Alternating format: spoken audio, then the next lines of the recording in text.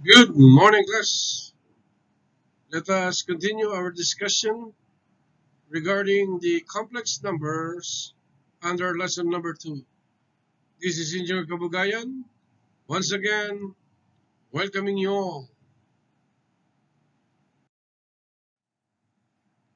Sa nakaraan nating pagtalakay doon sa lesson number 1, AC Fundamentals, mapapansin natin na yung AC signals, yung alternating current signals, or sinusoidal signals, medyo may kahirapan i-analyze. Okay? Lalo na kapag yan ay multi-signals, medyo may difficulty ng kaunti. Okay? Kaya, para masolusyonan natin yan, mula doon sa sinusoidal signals, gagamit tayo ng mathematical representation of vectors para mapagaang yung pag-analyze natin doon sa sinusoidal signals. Alright? So, basa muna ako ng konti. So, there are various forms or methods of representing vector quantities, all of which enable those operations which are carried out graphically in a phasor diagram to be performed analytically. The various methods are, number 1, symbolic notation. Now, according to this method, a vector quantity is expressed algebraically in terms of its rectangular components. Hence, this form of representation is also known as rectangular or Cartesian form of notation or representation. So, numero 1, meron tayong rectangular form. Okay? Rectangular form. Pangalawa, meron tayong trigonometric form. Pangatlo, meron tayong exponential form. At pang-apat, na maaari nating i-represent yung vectors sa ganitong uri ng forma, polar form. Kaya, apat yan. Yung vectors na may magnitude at direction ay pwede nating i-represent sa apat na complex numbers. Ito yung rectangular form or Cartesian form. Number 2, trigonometric form, exponential form, and lastly, the polar form. Okay? So, sumatotal, ito yan. Tandaan nyo lang yung P.R.E.T. Kung kayo po ay nagigitara, malamang alam na alam nyo yung ibig sabihin ng P.R.E.T. So, ito yung polar form na ginagamit na mas maganda sa multiplication and division ng vectors. Okay? Next one is rectangular form. Yan ay magandang gamitin para sa addition at subtraction ng vectors. Okay? At yung ikatlo, yung exponential form or Euler's form. Okay? Euler's form or exponential form. Meron din tayong trigonometric form. Itong dalawang ito, pampaganda lang naman yan sa equation. Pero mas gamit na gamit yung polar at saka rectangular form. Okay? So, huwag niyong kalilimutan yan. Iisa-isahin natin yan. Right? So, tignan natin itong symbolic notation. Okay? So, meron tayong axis, y and x. Okay? So, check natin itong E1. Okay? Yung E1 mo, meron kang tinatawag na component. Sa x-axis mo, that is A sub 1. Sa y-axis mo dito, i-project mo lang yan, that is B1. So, lumili ka ngayon ng right triangle. So, yung E1 mo, ito yung angle niya, theta, has a component under x-axis A1. In y-axis, that is B1. So, two components, A1 and B1. So, that is A1. Okay? So, Pythagorean theorem lang yan. Now here, since kung ito ang reference natin, x prime x, ang ikot ng ating positive angle, kagaya sa trigo, is counterclockwise. At kapag umikot naman yung angle natin, yung magnitude with angle, clockwise under the x, okay, that is negative angle. Katulad nitong E4, no? Itong E4, ang kanyang component sa x ay ito, negative, positive A4. Okay? Sa y-axis naman, negative B4. So, kung kukunin mo yung angle niyan, ito, halimbawa yan yung angle niya. Okay? Alpha. So, huwag mong ilalagay dyan yung negative alpha. Okay? Kasi ano na yan representation niya ng symbolic notation natin. Alam na natin na negative yan.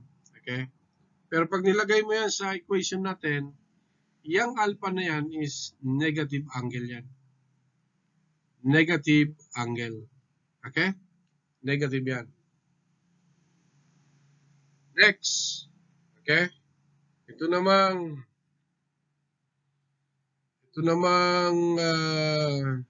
E2. Okay?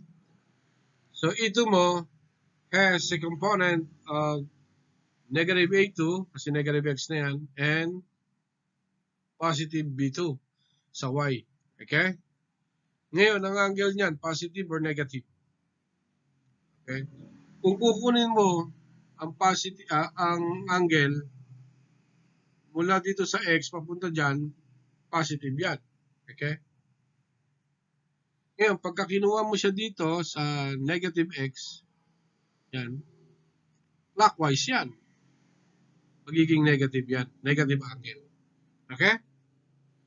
So, pwede mong kunin dito mula sa x reference mo, yung angle ng E2, pwede mo rin kunin dito sa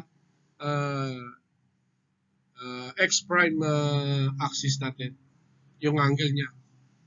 But that is negative. Okay? Negative. Tignan ninyo itong E3.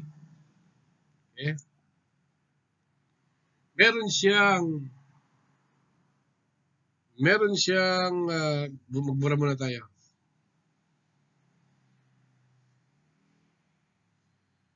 Meron siyang components na negative A3 at saka dapat yan ay negative B3. Hindi lang naisulat eh. Yan, negative B3 yan. Nasa baba kasi ng y yan. Right? So, negative B3 and negative A3. Now, kung kukunin mo yung angle niyan, mula dito sa reference x natin, yan, clockwise, negative. Okay? Kung kukunin mo naman yan dito sa pares din nating angle dito sa reference natin sa x, counterclockwise, that is positive. Okay? Kung gusto mo naman magtipid ng traveling axis mo, okay? O dito ka sa x prime. Yan. Ano yan? Counterclockwise, the positive angle. Okay? Kung gusto mo naman dito sa y, pwede rin. Yan, no?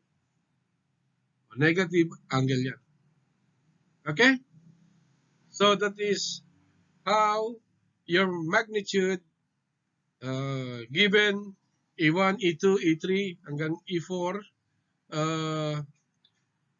represented as a symbolic notation with their components. along x-axis and y-axis. Ngayon, ipakikita natin sa inyo kung paano natin isusulat yan sa rectangular form, okay, sa polar form, sa exponential form, at saka sa trigonometric form. Yang mga values ng E1, E2, E3, and E4. Okay? I-introduce natin dyan, sunod sa slide, yung J operator. J operator. Ano yung J operator? Mamaya, malalaman ninyo sa isang slide. Alright? So, move on tayo sa ibang slide. So, ito yung sinasabi natin na J operator. Napakahalaga nito kapag nagre-represent tayo ng vector quantity, most especially in four types or forms of complex numbers. Okay? So, basa lang muna ako ng konti So,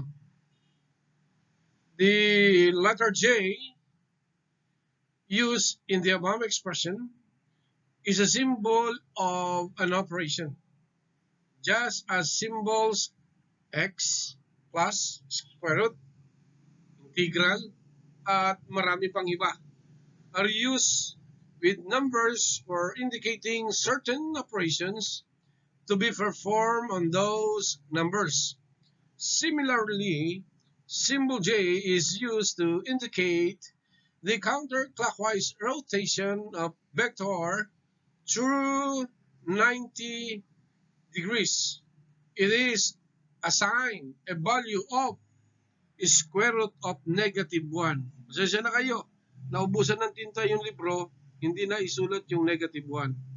Sapagkat yung J is equal to square root of -1. Yan ang definition yan. Madiderive nyo yan using Maclaurin's series. Okay? So, ano itong J na to? Sabi, sa 90 degrees. Negative yan Yan. Ayusin mo, sir. Ayusin mo, sir. Nainis na ako sa iyo Ayan, negative. Yan, negative. Okay? So, halimbawa, meron tayong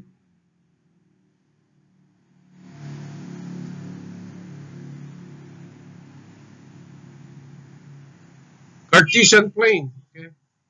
Halo pa. Ayusin natin, sir. Yan, Cartesian plane. So, yung J operator mo, 90 degrees yan. Yan, J. Positive 90 yan. Pag nakakita ka sa complex number mo, positive J, ibig sabihin, yung magnitude na yon nasa 90 degrees. Halimbawa, J45,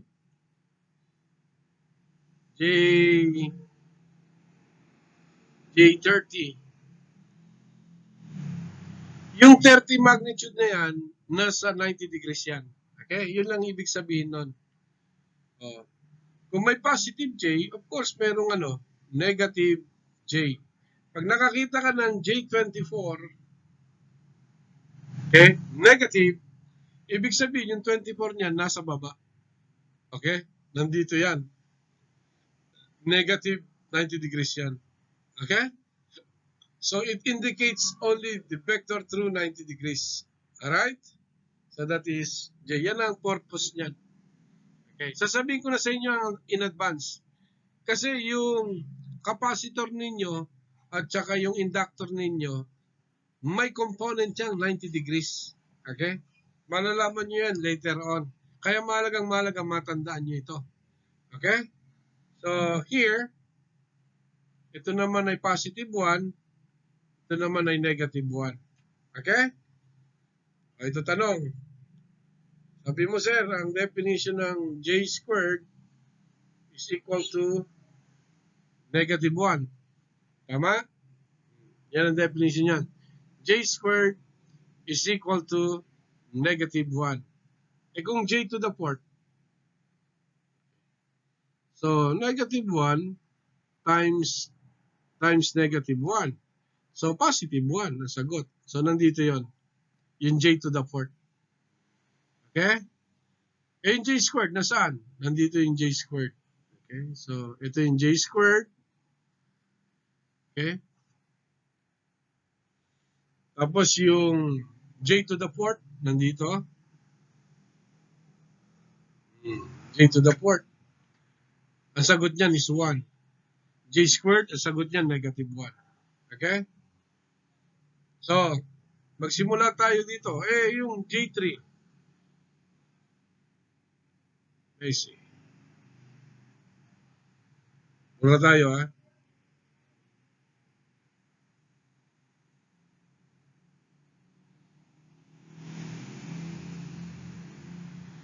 How about, sir, J3? Express natin, J squared times J. J squared mo is negative 1 times J. So, J3 mo, nandito, sa negative J. Ito yun. So, nandyan yung J3 mo. Okay? So, tanggalin ko na, ha?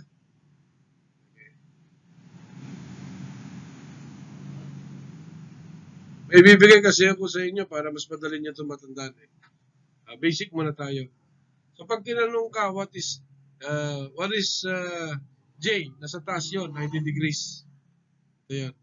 Ay, sorry. Yan, 90 degrees yan, J. Ayusin mo nga, sir. Ayusin natin. Nasaan yung J squared mo? Ang sagot niyan, negative 1. What is J cube? Sagot negative J, nandito yan. What is J to the 4th? Sagot is 1. Yan. Okay? So, linisin natin ng konti. Linis tayo, linis.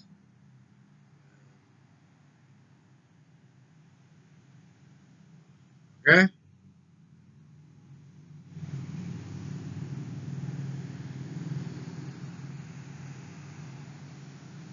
Ito yung J natin. Ito yung negative J. Okay? Ito yung positive 1. Ito yung negative 1. Pag tinanong ka, what is J squared? Ang sagot niyan is negative 1. Ito yun. So, nandito yung J squared natin. Yan, negative 1. Pag tinanong ka, what is J cube? Ang sagot niyan, negative J. Di ba? Pinakita ko sa inyo yan. J squared times J. J squared is negative 1. Negative 1 times J is negative J. So, nandito yon. Okay? So, ito yung ating J cube. Yan. So, without so much ado, yung J to the 4th, pagka J to the 4th, ang sagot natin dyan is J squared times J squared. J squared is negative 1 times J squared, negative 1. Negative 1 times negative 1, that's 1. So, nandito yung J to the 4th. So, nakita niyo yung sequence, J squared, J squared, J cube, J to the 4th. Maliwanag, ano? Okay?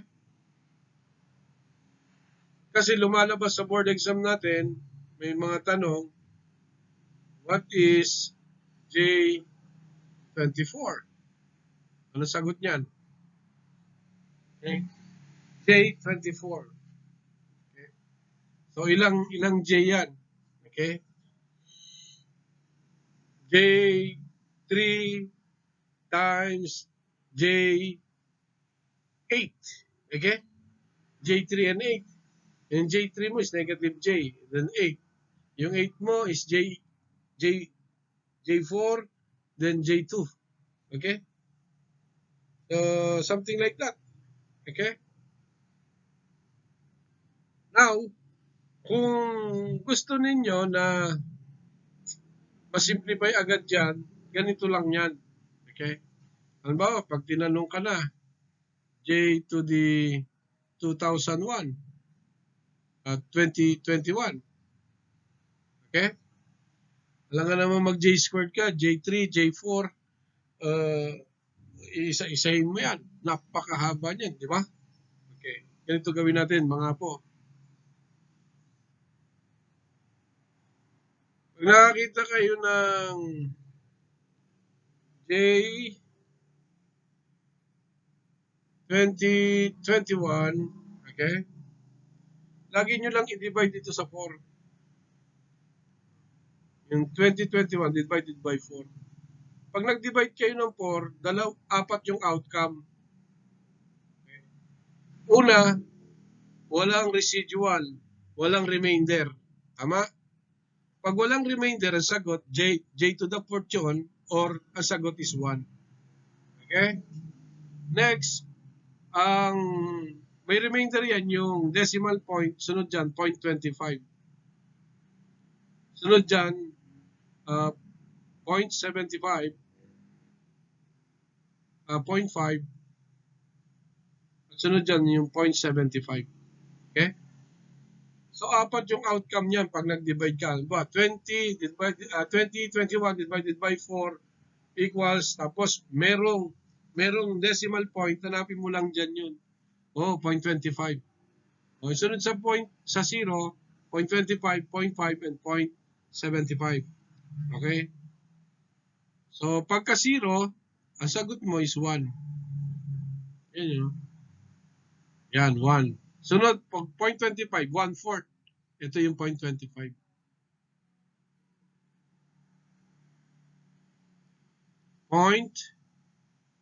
Isip mo, sir, 0.25. Ito yung 0.75, yung negative 1. Tapos ito naman yung, sorry, 0.5 lang yan, 0.5. 0.5. Isip mo, sir. Then ito naman yung 0.75. Okay? So, kuha kayo ng calculator ninyo. Divide ninyo yung 21 divided by 4. Ang sagot is 505.25. Tama? 0.25. So, kung 0.25 yan, anong sagot? Positive J. So, ang sagot dito, what is J 2021? Ang sagot dyan ay positive J. Ayun, no? 0.25. Okay? So, kahit ilan yan, ang kaya lang ng calculator ninyo is, I think that is 3-digit ba yun? Kung nasa taas. Okay? So, mas maganda, madali niyong matandaan yung ganyan. Pero pagka konti lang, pwede niyong isa-isahin lang yan. Ano ba? J to the 4th. So, J squared times J squared. Okay? O kaya, J3. J squared times J. Okay? So, ganun lang naman yan eh. Iisa-isahin yun. Eh, kung ito, J 2021, ang haba niyan. Kung J4, J4, J4, ang haba. So, divide mo lang sa 4, then you have 0.25. That is J, positive. Pag lumabas ang decimal point, 0.5, that is positive.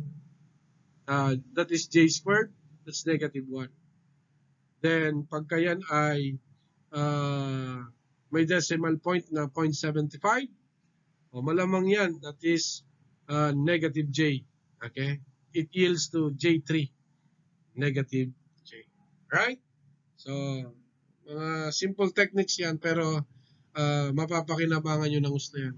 Okay? So, madali naman tandaan eh. Okay? 0.25. So, this is the summarize of the above J operator on how it operates in our Cartesian form. Alright? So, pag nasa 0 kayo, angle, alam na natin yan, that is positive 1, negative 1 yung 180, positive J, and negative J for 270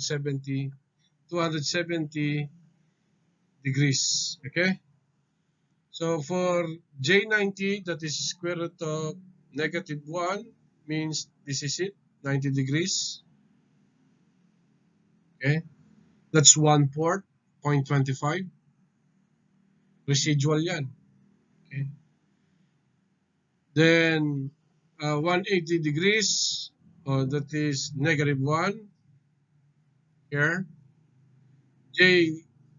j cubed to 70 degrees, that is negative j, and j to the fourth 360, that is positive 1, j to the fourth. J pip is j fourth times j. J fourth is positive 1 and times j, and the answer is j. J pip.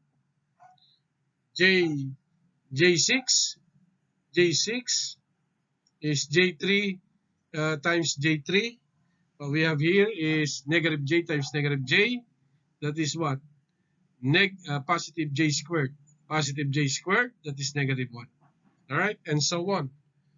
Alright? So 0.25 dito. Ito is 0. Ang sagot is 1.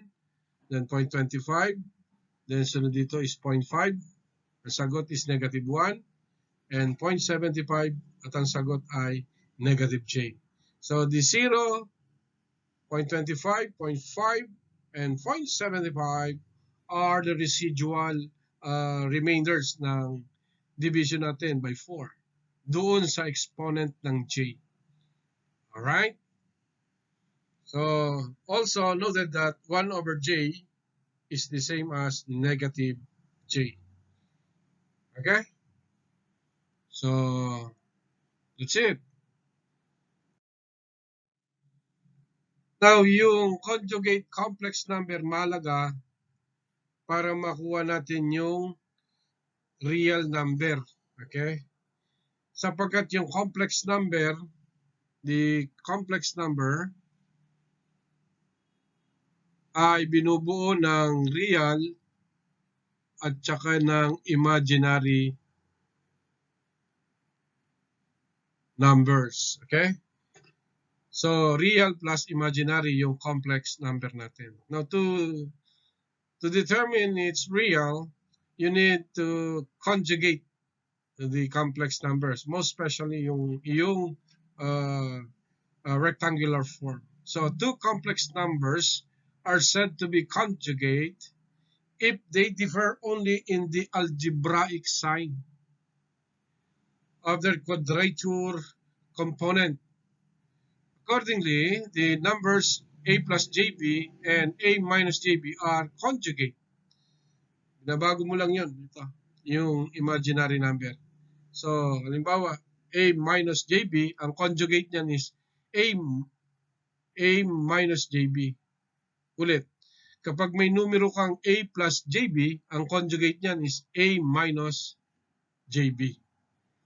The sum of two conjugate numbers gives in base or active, that's the real component, and their difference gives quadrature or reactive component. So pag sinabing active, nasa x-axis yan. Pagka sinabing reactive, nasa y-axis yan. Okay? So that is conjugate complex number. Okay? Malalaman nyo pa sa susunod yung mga aplikasyon ng conjugate complex number. Most especially pag nasa power system na kayo. Okay? So, ito na yung 4 na forma ng complex number. Rectangular, trigonometrical form, exponential form, polar form. Okay? So, tignan natin yung figure na ito. Meron tayong 3 real number, x-axis, and imaginary number, j4. So, pag sinulat nyo yan sa rectangular form, ganitong forma yan. So, E is equal to real number plus the imaginary number plus j4. Yan. Yan yung rectangular form. Okay? How about the trigonometric form? Okay? Ito yung angle theta natin. Angle theta. Okay? So, pagka gusto mong kunin yung theta, tangent lang yan. Tangent theta. So, makakuha mo na yan. 4/3. Okay? So, kuha yung theta. Now here, gusto mong isulat naman yan sa trigonometric form. Okay? trigonometric form. Pero unahin natin itong polar. Mas maganda ito. Unahin muna natin. So, polar. So, E is equal to yung 3 at saka 4, kunin mo lang yung component lang kasi yan eh. Kunin mo yung magnitude niyan, yung haba. So, since ito yung 3, ito yung 4, J4 and 3, ito yung ating resultant. Okay? So, 3 squared yan plus 4 squared, then square root. So, ang lalabas dyan ay 5.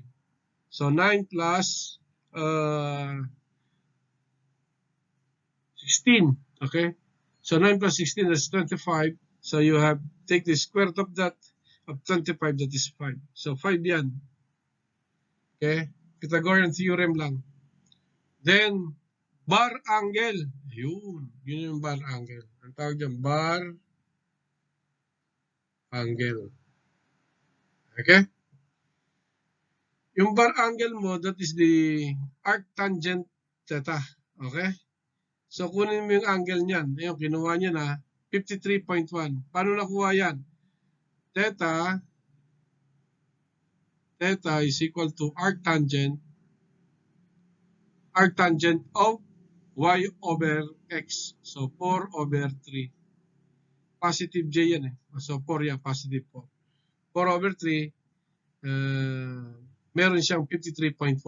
Positive kasi mula sa x-axis, umangat yung ating magnitude na 5, counterclockwise. So, positive angle yan. So, plus 53.1 degree. Okay? So, yan yung polar form natin. Okay? So, next, muna tayo ng konti. Try natin ito. Para makita ninyo.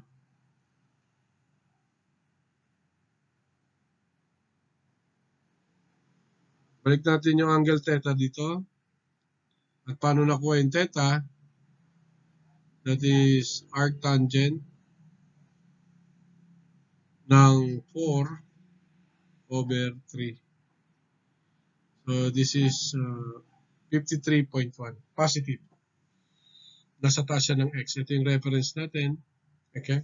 So, umangat above x-axis. So, 53.1. Next, exponential form. So, E, ito yung exponential form natin. Kopyahin mo lang yung 5. 5. Then, isulat mo lang yung Euler's, yung exponential form niya. E, then positive 53.1. J, angle yun, 53.1 degrees. Yan yung exponential form. Okay? And lastly, yung trigonometric form. Okay? So, kukunin mo lang yung ano niyan, yung cosine and sine. Okay? So, yung 3 tsaka 4, kunin mo yan, yung Pythagorean theorem niyan. Okay? Yung magnitude niyan, 3 squared plus 4 squared, then take the square root, that's 5. So, 5. Then, cosine, what is the angle? That is 53.1 plus or minus, plus J sine 53.1. So that is the trigonometric form. So that's how will you represent the complex number using your P.R.E.T. Okay? Yung polar, rectangular, yung exponential, at trigonometric form. Alright? So maliwanag sana yan ha. Puntahan na natin yung operation ng vectors. Unahin natin itong addition and subtraction of vector quantities. Alright? So, basa lang ako konti ha. So, rectangular form is best suited for addition, gaya ng sinabi ko sa inyo, add, and subtraction, minus of vector quantities. Suppose we are given two vector quantities, E1 is equal to A1 plus JB1, and E2 is equal to A2 plus JB2. And it's required to find their sum and difference, right? So let us create a Cartesian plane, okay? Kaya lang, hindi mo lang makikita kung sinong mas mataas sa A1 or sa A2, sa JB2 o kaya yung JB1. Kaya paggamit ng Cartesian ng walang value, medyo mahirap. So, tanggalin ko muna. Magbigay tayo ng real example. Let's say E1 is equal to 2 plus J3, right? Then E2 is equal to 1 minus J2, right? So, at least yan, numero yan. So, kunin ninyo para hindi tayo malito, ha? So, mas maganda sabayan nyo ako sa papel. So, 2 plus J3 sa E1. Then sa E2, 1 minus J2. Okay? Muna tayo.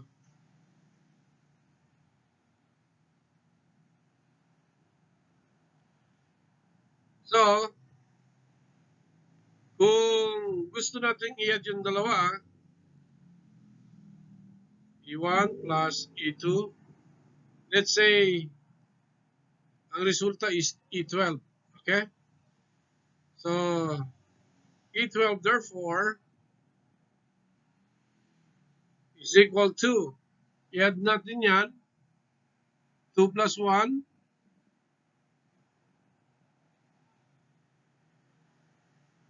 E12. E1 and 2. So 2 plus 1, that's 3. 3 minus 2, 3 plus negative 2, that's positive 1, or J. So what we have here is E12 is equal to 3 plus J. So this is the answer. When you add these two vectors, E1 and E2. So 3 plus J is the answer. Alright? So, subtract naman natin yung E1 minus E2. Okay? Para lang tayo, ha. Sana nakukuha nyo, no? Okay? So, E12 pa rin to. So, 2 minus 1, that is 1. 3 minus minus 2, that is positive J5. Okay? So, yung E1 mo minus E2 is equal to E12, where E12 is equal to this answer, 1 plus J5. So this is the answer when you subtract E2 to E1. So that is minus. Right? So very simple. Straightforward in addition and subtraction when we use the Cartesian form or the rectangular form. Alright? Ngayon, yung rectangular values ng E1 tsaka ng E2 ay ipakita natin sa Cartesian plane, right? So, ito yung E1 natin. That is equal to 2 plus J3. And E2 mo is equal to 1 minus J2, right? So, gawa tayo Cartesian plane.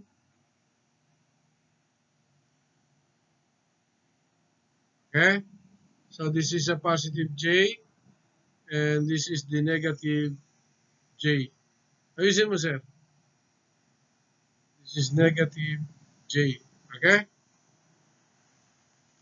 Now, Kunin natin yung E1 muna.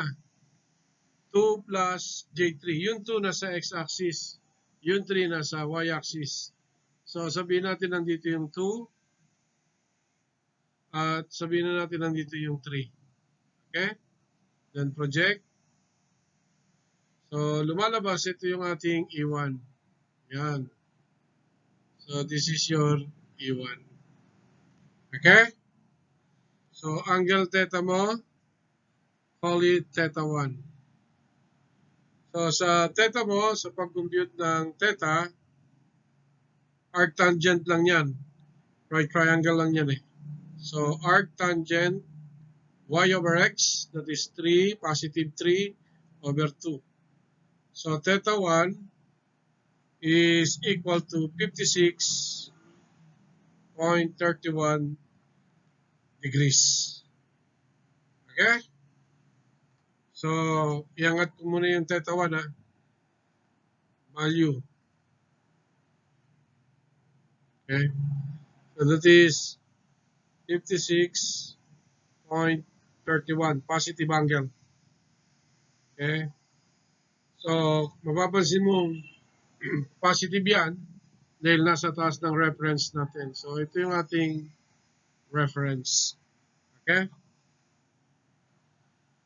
So, let us draw E2 in your Cartesian plane. So, 1, positive 1. So, mga nandito yung 1. And negative 2. So, mga nandito yung mga negative 2. So, project lang natin. Yun. Ito na yung ating E2. So, this is 1, positive 1, and negative 2. Okay? So, para makuha mo yung theta 2, call it theta 2. Okay? So, your theta 2 is equal to the arctangent of y over x. Y is negative 2 over 1. So, what is the arctangent of negative 2 over 1? So, that is 63.43 negative. So, negative 63.43 degrees. Alright? So, sana nakuha nyo, no? So, ilagay ko lang yung angle dun sa taas para magkatabi sila ng theta 1. So, this is negative 63.43 degrees. So, makikita nyo negative, yan ay nasa baba ng reference natin. Okay? Yung theta 2 natin. So, this is the theta 2. This is the theta 2. And this is the theta 1. Theta 1 is above x. And theta 2 is below x. So, yung below x is negative angle. Negative 63.43. Alright? So, that's how will you represent your rectangular form into Cartesian plane. Okay? So, pakita naman natin yung ginawa natin na E1 plus E2. So, pagka inad natin E1 plus E2, that is 2 plus 3, 2 plus 1, that's 3. Then 3 minus J2, that is positive J1. So, the sum of E1 and E2 is 3 plus J1 or J. So, nasaan yan? Sabihin natin yung 3 nandito. Tapos yung 1 nandito. So, project lang natin. Okay? So, ito yung ating E1 plus E2. Okay? So, E1 plus E2 is 3 plus J1. So, kunin mo yung angle niyan. That's the arctangent 1 over 3. That is positive angle. Alright?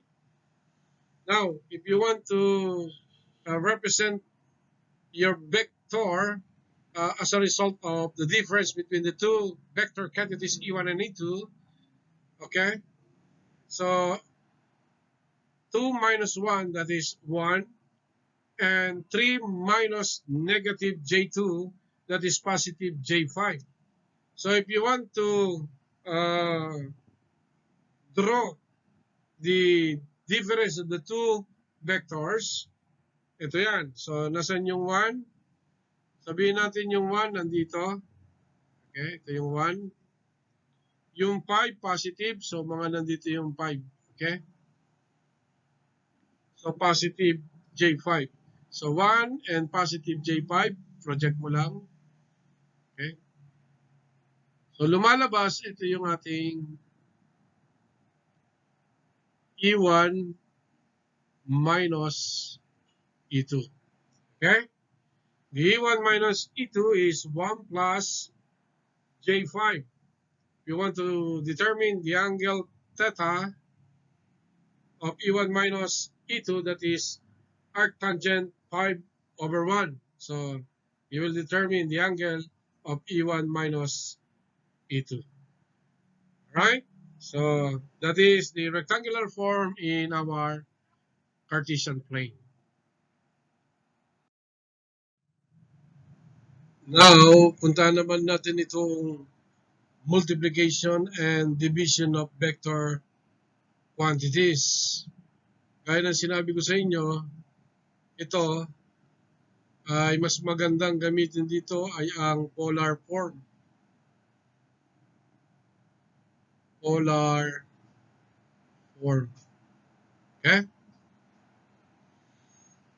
So, pagka addition and subtraction, gaya ng naunang slide, yun ay rectangular form. Okay? Ngayon, yung ginamit natin kanina dun sa taas ng slide, yung rectangular form, i-convert natin yan ng polar form. Okay? So, unahin muna natin yung E1. Yung E1 mo, meron kang 2 plus J3. Right? I-convert natin yan dito sa polar form para ma-operate natin yung multiplication and division ng E1 at ng E2 vector quantities. Okay? So, this is your Cartesian plane. This is positive J, and this is the negative J. Okay? So, yung 2, probably nandito yung 2. At nandito yung 3. Okay? So, i-project lang natin. So, ito yung 2. At ito yung positive J3. So, lumalabas, ito yung ating E1. So, sa pagkuha ng E1 mo is equal to, since that is right triangle, okay? So, Pythagorean theorem lang yan. So, 2 square plus 3 square. So, what we have here is 4 plus 9. So, we have the square root of 13. So, the magnitude of E1 is square root of 13. Now, yung bar angle natin, gaya na na-compute natin sa rectangular form, that is 56.31. 31 degrees. Okay?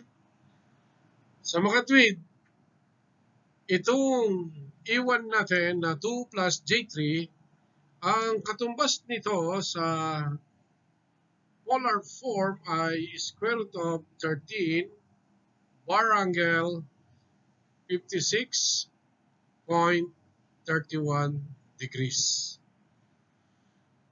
Okay? So, sana maliwanag yan ha. Linis tayong konti. Right? Pwede magtanong ha. Taas lang yung kamay. Tapos i-text sa akin yung question. right? So the E sub 1, which is 2 plus J3, is the same as square root of 13 bar angle 56.31 degrees. Okay? So kunin naman natin yung E2. Yung E2 natin ay 1 minus J2. Okay?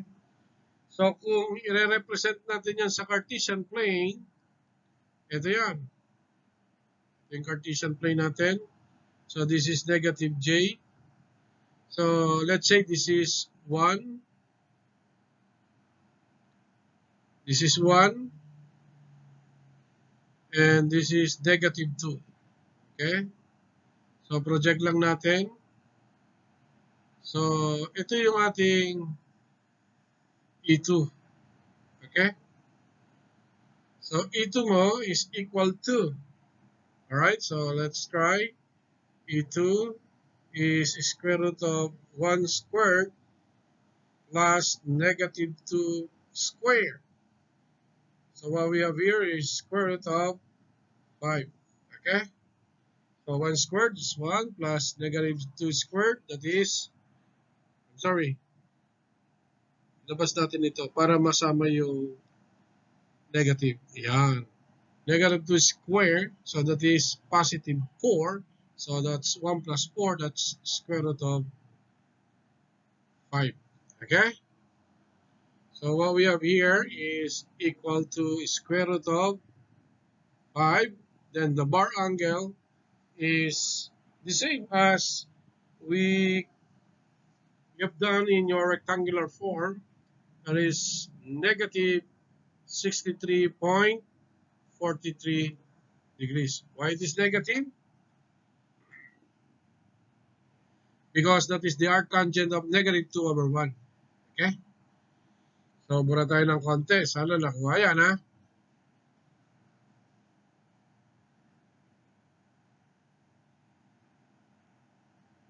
Right? So, i-operate natin ito ng multiplication and division. Okay? So, let's say, tawagin natin E12 din. E12 is equals to E1 times E2. Okay? So, that is equal to square root of 13. Then, ilagay ko lang yung theta lang niya kasi mahaba eh. That is 56.31 theta 1 times square root of 5, then bar angle theta 2. Okay?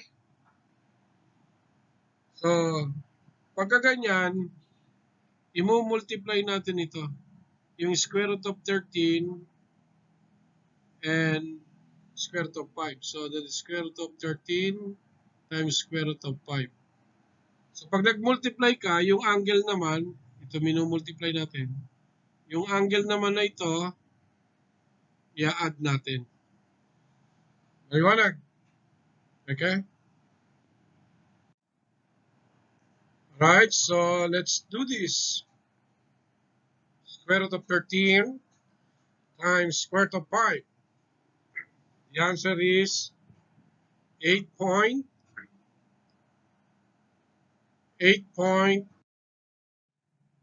So, nabitin tayo, no? So, ulitin natin yung E12 is equal to, ayusin mo sir, nakakainis ka. Ulit. E12 is equal to E1 times E2. So your E1 is equals to square root of 13, then bar angle theta 1 times square root of 5 for E2 bar angle theta 1. theta 2, I mean. So this is theta 2. Then, to simplify that, square root of 13 times square root of 5, then bar angle theta 1 plus theta 2. Okay? So, this is equals to square root of 13 times square root of 5. So, that is equal to 8.06. Then bar angle theta 1, which is equals to 56.31 plus negative 63.43, we have negative 7.12. So that is your E12. When you multiply E1 and E2 vector quantities. Right? So sana maliwanag yan, ano? Puntahan naman natin yung division sa kabilang slide. Right? So subukan naman natin itong division para dito sa vector quantities. Ganun din, ang gamit din natin dyan ay polar form. So, E12 pa rin, pulang gamitin natin. E12 is equals to E1, then evaluate division, E2. E1 divided by E2. So, your E1 is equals to square root of 13 bar angle 56.31 positive. Then your E2 is square root of 5 bar angle negative 63.43 degrees. So what we have here is directly divide your magnitude, the square root of 13 and the square root of 5. Then the bar angle here, in multiplication, the angle should be additive. However, in this division operation, you will subtract the angle. So 56.31 minus negative 63.43. Right? So using your calculator, what is square root of 13 divided by square root of 5? So that is 1.61. Bar angle 56.31 minus negative 63.43. What we have is positive 119.74 degrees. Right? So that's it. Ngayon, ilagay natin yan sa Cartesian plane. Okay? Sumurahin ko lang, ha. So, huwag mayang magtaas ng kamay kung may mga tanong. Pero ite-text niya yung kanyang tanong. Alright? So, this is your Cartesian plane. Okay? Positive J and negative J. Okay? So, sa tingin ninyo, yung 119.74, saang quadrant yan? Tama, nasa quadrant 2. Narinig ko. So, may 90 degrees na tayo dito. So, magdadagdag lang tayo ng 29.74. So, malamang-lamang nandito yon. Okay? So, yan yung ating E12. Okay? Yung bar angle na 119.74, ito yon. 119.74. Okay? Ngayon, positive yan, gusto mong gamitin ay negative, so dito ka naman pipihit kung negative ang gusto mo. Yun. Okay? So, 119.74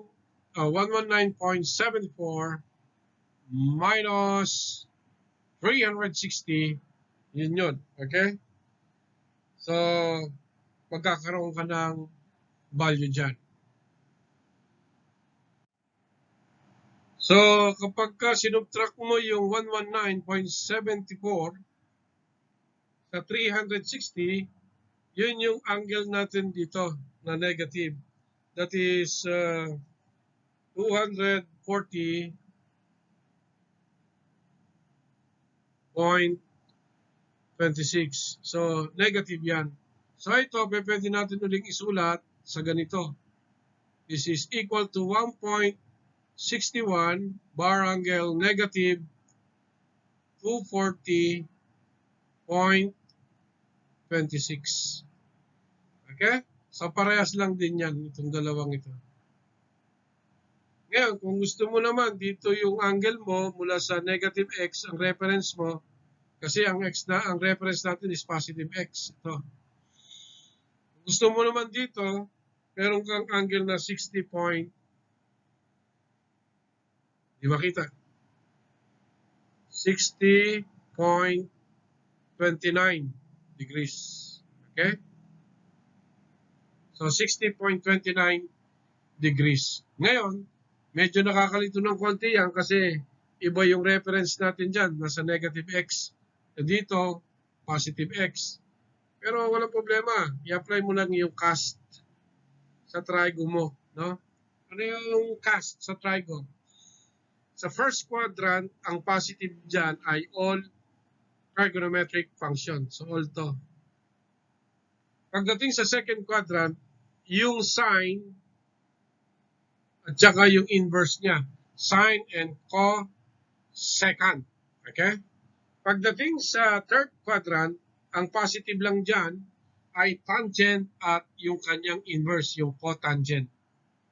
Lastly, doon sa fourth quadrant, ang kanyang positive angle lang dyan ay cosine at saka yung inverse niya, yung secant. Alright? So, medyo baka malito ng konti, magkamali. Kasi gusto mo 2-digit, mag-a-apply ka pa ng ganito, baka malito ka, matodas yung kalkulasyon mo. Kaya, ang suggestion ko, lagi dito kayo sa reference natin, sa x, positive x. So, kung positive angle ka, counterclockwise, 119.74. Kung gusto mong negative angle, mula dito pababa, that is negative 240.26. Okay? So, yan ang mas maganda. Pag ina-evaluate mo sa calculator yan, parehas yan. Okay? So, dito sa 2-digit, medyo magkakaroon ka lang ng problema. Liwanag. Okay? So, puntahan naman natin itong power and roots of vectors. Okay? So, basa tayong konti. Suppose it is required to find the cube of the vector 3 bar angle 15 degrees.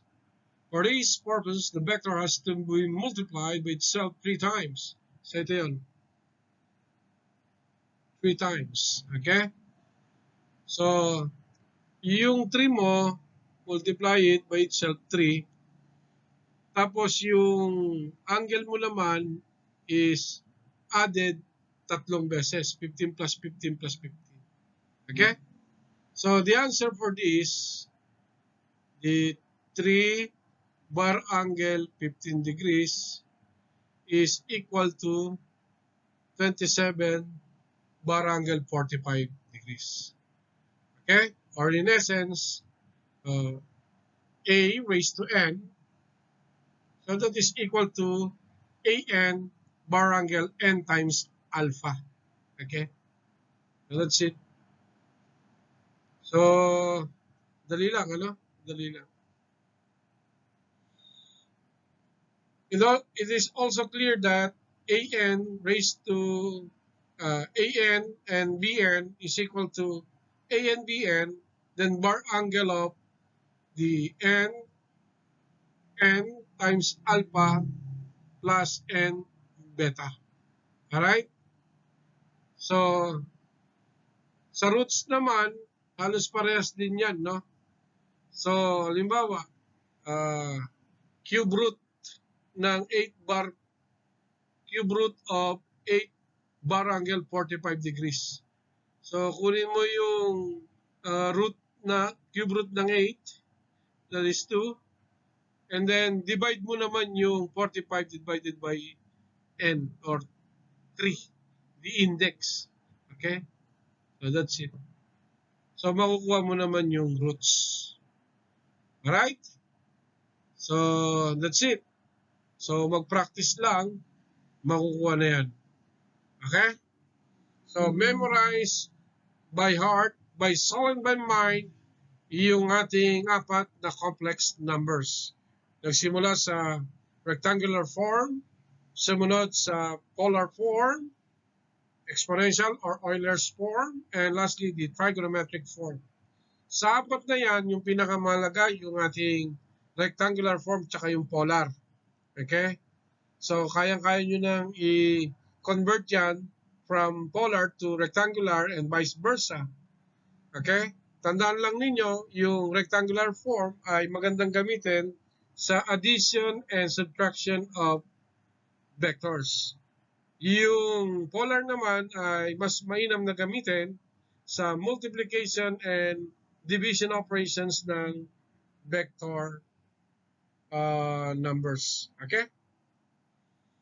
So, that's it. So, that's all for now. Thank you very much. And keep safe always.